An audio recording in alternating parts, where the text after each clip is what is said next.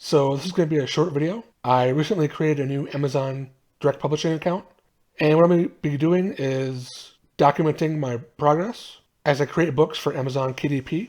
And while I won't be sharing each individual book, since I don't want to affect my account, I don't want to get any unfair advantage as far as having a YouTube channel and people finding my book and buying it just because they saw it on my YouTube channel.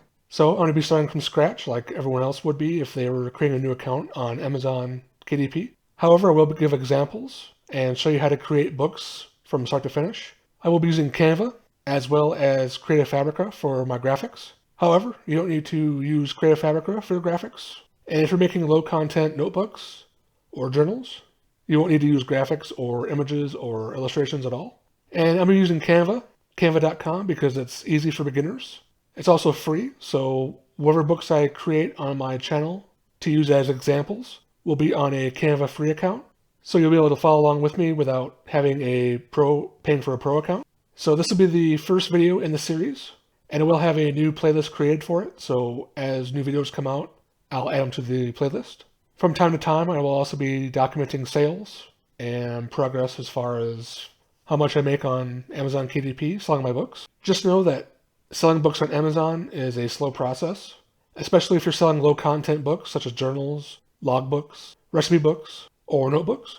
So you're definitely not going to get rich from this, especially getting started. However, if you're smart about creating books and doing the proper research, making great covers for your books, you should be able to make some sales. And if you create enough books, you might just make enough money a month to quit your job. However, that would probably require thousands of books to have. And that is my plan, is to have thousands of low content books mixed in with some high content books as well, such as fiction and maybe nonfiction as well. With that said, I know this video is short. I just want to explain to you what I've been doing and my plans for the channel. I thought it'd be a great idea for you to see the process as I go along, creating books for Amazon KDP.